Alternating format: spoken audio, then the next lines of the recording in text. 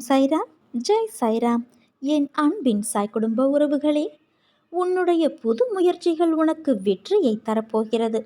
நீ எப்போதும் சிந்திப்பதிலிருந்து இப்போது மாறுபட்டு சிந்திக்க ஆரம்பித்து விட்டாய்.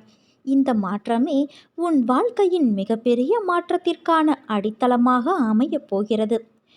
எப்பொழுதும் நேர்மறையான எண்ணங்களோடு என் மீது நம்பிக்கை வைத்து நீ செய்யக்கூடிய செயல்களும் பேசக்கூடிய வார்த்தைகளும் உன் வாழ்க்கையில் உனக்கு மேன்மேலும் நன்மைகளை கொண்டு வந்து சேர்க்கும்.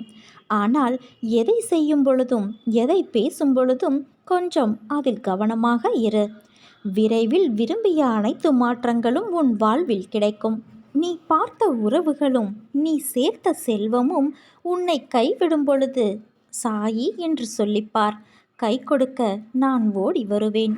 என் பக்தனாகிய நீ என்னை வழிபட ஆரம்பித்த நாள் முதல் நான் உன்னை கவனித்து எந்த சூழ்நிலையிலும் தாங்கிக் கொண்டு உனது பாரங்களை நான் சுமக்கிறேன்.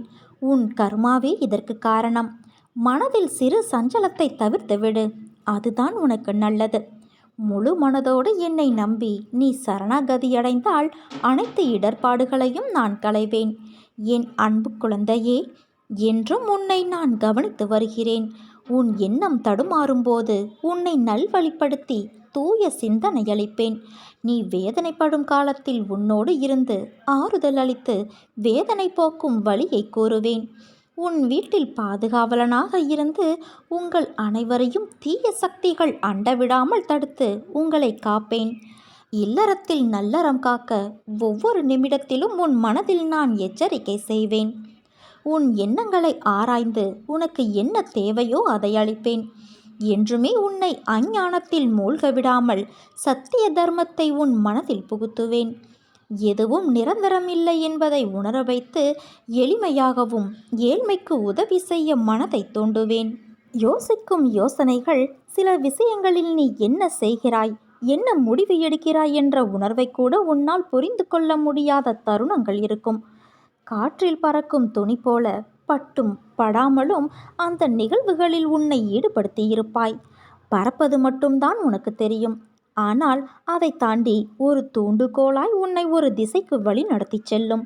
அது என்ன என்பதை உன்னால் உணராத அளவிற்கு உன் எதிர்மறை நிகழ்வுகளில் நீ அமுக்கப்பட்டு இருப்பாய். உனக்கு மூச்சு திணறாமல் இருக்க உன் சுவாசமாய் உன் சாய் தேவா நான் இருப்பேன். அந்த குழப்பம் மிகுந்த சூழலில் உன் மனதை நீ கட்டுப்படுத்த தனியாக ஒரு இடத்தில் உன்னை அமர்த்திக்கொள்.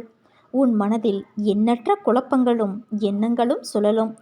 துணி முள்கள் மீது விழுந்தால் அதை எடுத்தாலும் துணி கிழிந்துதான் போகும். அதே போலத்தான் நீ உன் எதிர்மறை எண்ணங்களை உன் மனதிலிருந்து எடுக்க நினைக்கும் போது வலிகளைத்தான் உணருவாய்.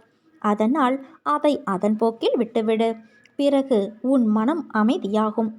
கவலை கொள்ளாதே என் தங்கமே, எதுவும் உன்னை தீண்டாது.